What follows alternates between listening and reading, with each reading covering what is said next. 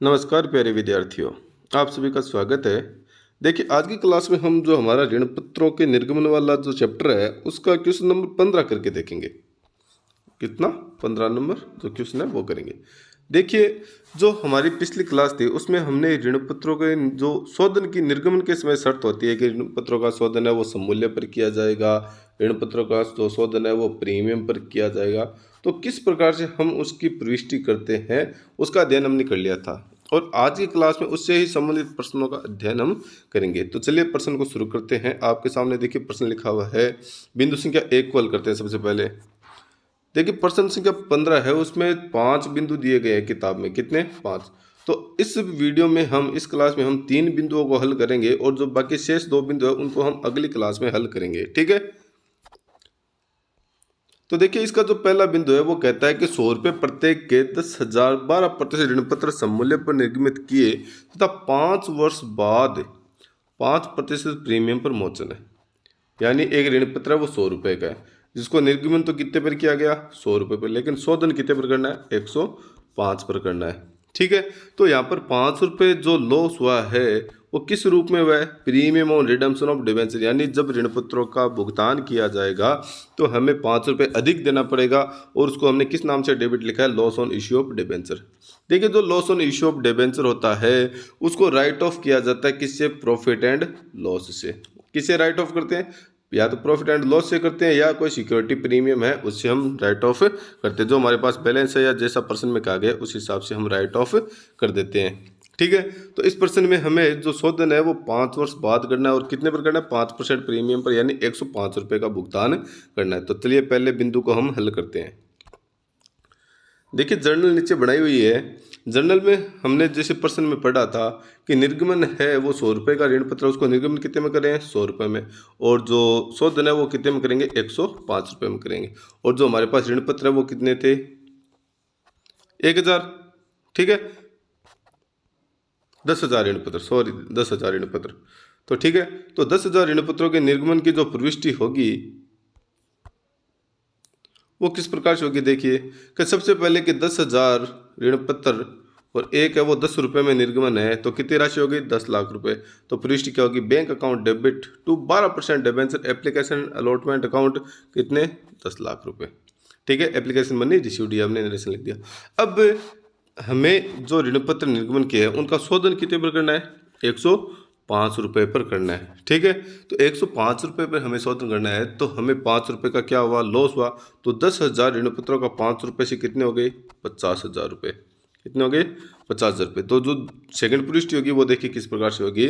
Second प्रविष्टि होगी 12% debenture application allotment account debit 10 lakh रुपए और loss on issue of debenture कितने? 50,000। कैसे? 5 रुपये जो प्रीमियम के हैं 10,000 ऋण पत्रों पर, तो कितने हो गए? 50,000 रुपये। ठीक है। टू 12% डिबेंचर 10 लाख और to premium on redemption of debenture कितने? 50,000। यानी जो ऋण पत्रों का निर्गमन 5% प्रीमियम पर किया जाना है तो उस प्रीमियम की राशि 50,000 है और उसके लिए हमारे पास जो लॉस हुआ है वो कितना हुआ है? 50,000 का लॉस हुआ है। अब जो लॉस हुआ है उसको मैंने आपको बताया कि राइट ऑफ किससे करेंगे? प्रॉफिट एंड लॉस से करेंगे। किससे करेंगे? प्रॉफिट एंड लॉस से। तो जो अगली प्रविष्टि होगी वो इस लॉस को राइट ऑफ करने की होगी। तो प्रविष्टि क्या करेंगे? देखिए profit and loss account debit to loss on issue of debenture कितने? 50,000 रुपये। नरेशन क्या लिखा है? Loss on issue of debenture write off, यानी इसको अपलिखित कर दिया गया है, इसको हटा दिया गया है। किससे? लाभों में से। ठीक है। तो ये होगी इसको राइट ऑफ करने की प्रविष्टि। अब प्रश्न में क्या कहा गया था कि 5 वर्ष के बाद में हमें क्या करने हैं? ऋण पत्रों की राशि का भुगतान करना है। 5 वर्ष के बाद में क्या करना है? ऋण पत्र की राशि का भुगतान करना है। तो ऋण पत्र की राशि का जब हम भुगतान करेंगे तो ये जो प्रविष्टि है ये क्या किसकी है? रीपेमेंट की। जब हम पुनः भुगतान करते हैं या ऋण पत्रों का भुगतान कर देते हैं, शोधन की रिडेम्पशन की प्रविष्टि है। किसकी है? रिडेम्पशन की। तो हम क्या प्रविष्टि करेंगे? देखिए 12% डिबेंचर अकाउंट डेबिट, डिबेंचर की राशि कितनी थी? 10 लाख रुपए। और जो शोधन है वो किस पे करना है? 5% प्रीमियम पर करना है। तो premium on redemption of debenture कितने हो गए? 50,000 रुपये, जिसकी हमने ऊपर व्यवस्था की थी loss on issue of debenture के नाम से। उसको हमने प्रॉफिट एंड लॉस में फिर राइट ऑफ कर दिया। और टू डिबेंचर होल्डर्स कितने? 10,50,000। यानी ऋण पत्र धारी है। डिबेंचर होल्डर का मतलब क्या हो गया? ऋण पत्र धारी। ये पूरा पूरा पैसा है 10,50,000 वो किस खाते में चला गया? ऋण पत्र धारी यानी डिबेंचर होल्डर में चला गया और डिबेंचर होल्डर को हम क्या भुगतान कर देंगे, 10,50,000 का भुगतान कर देंगे। तो एनलेशन में लिखा है amount due to debenture holder. अगली जो पुष्टि होगी वो भुगतान की होगी। भुगतान की पुष्टि क्या होगी, देखिए debenture holder account debit to bank account कितने, 10,50,000 रुपये। तो 10 लाख रुपये तो डिबेंचर की मूल राशि हो गई, ठीक है, और 5% प्रीमियम पर शोधन करना है तो 50,000 रुपये वो हो गए। तो दोनों को जोड़ेंगे तो 10,50,000 रुपये का हमने क्या कर दिया, भुगतान कर दिया, शोधन कर दिया। ये हो गया बिंदु नंबर 1। जो दूसरा बिंदु है उसको हल करते हैं। तो दूसरा बिंदु कहता है कि 100 रुपये प्रत्येक के 10,000 12% ऋण पत्रों को 10% बट्टे के साथ निर्गमित किया और 5 वर्ष बाद सममूल्य पर मोचनी है। ऋण पत्र कितने हैं, 10,000, एक ऋण पत्र 100 रुपये का, ठीक है। तो राशि कितनी बनेगी, 10 लाख। तो जो भुगतान है वो तो कितने का करना है, 10 लाख का करना है, लेकिन निर्गमन हमने किस पे किया है, 10% बट्टे पर किया है, यानी 90 रुपये पर किया है।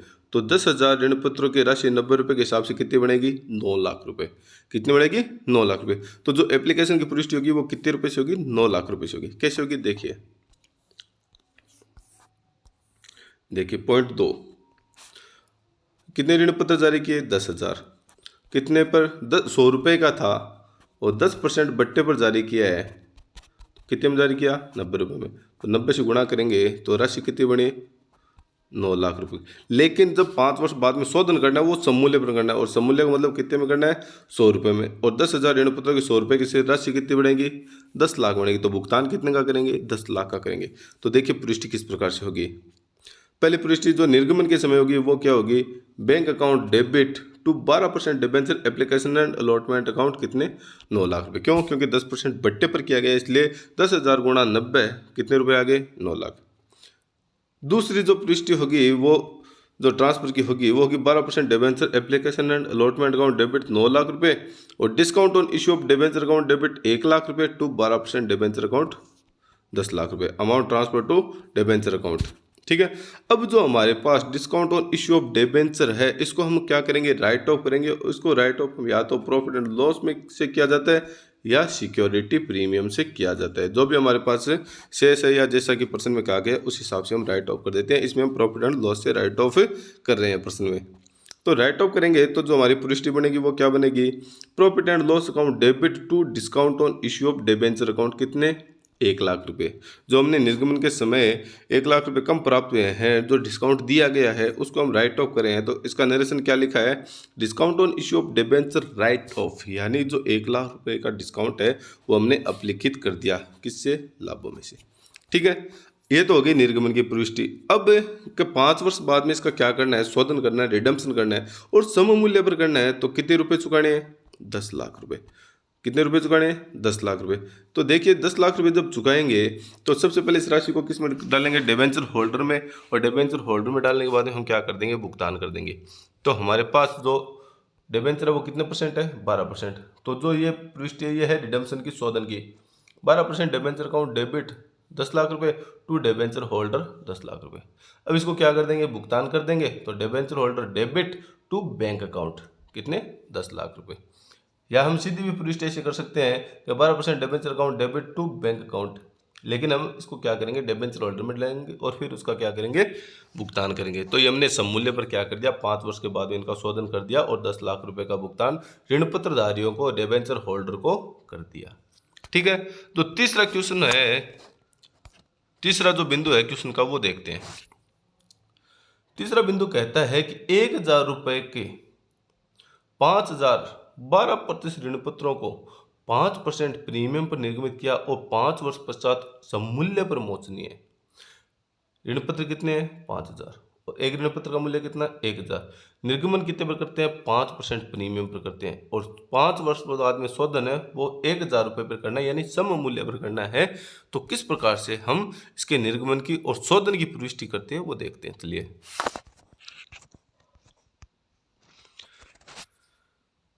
देखिए कि ऋण पत्र कितने हैं, 5,000, एक ऋण पत्र की राशि 1,000, राशि कितनी बन गई, 50 लाख।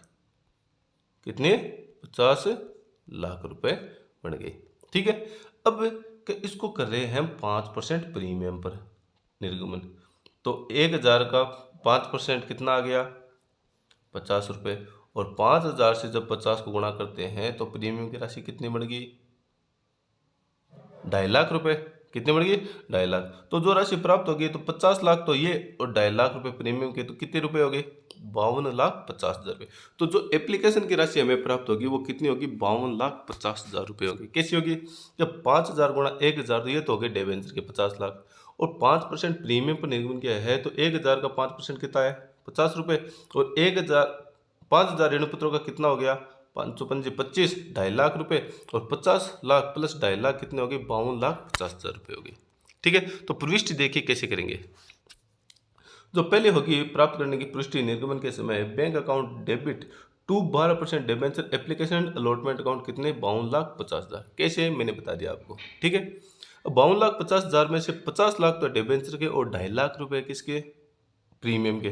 तो जो इसकी जो ट्रांसफर की प्रविष्टि वो कैसी होगी? 12% debenture application and allotment account debit 52,50,000 रुपये टू 12% डिबेंचर 50 लाख रुपए और टू सिक्योरिटी प्रीमियम 2.5 लाख रुपए। Amount transfer to debenture account. ठीक है, तो ये जो 2.5 लाख रुपए है उसकी हमने प्रविष्टि कर दी।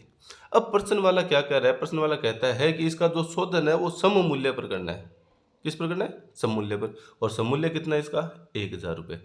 तो 1,000 का 5,000 ऋण पत्रों से कितने रुपए बनेंगे? 50 लाख रुपए। कितने? 50 लाख रुपए। तो 50 लाख रुपए का हमें क्या करना है? भुगतान करना है, शोधन करना है, रिडम्पशन करना है, मोचन करना है अपने पर्सन के हिसाब से। ठीक है, तो जब इसका मोचन हम करेंगे तो सबसे पहले प्रविष्टि क्या होगी?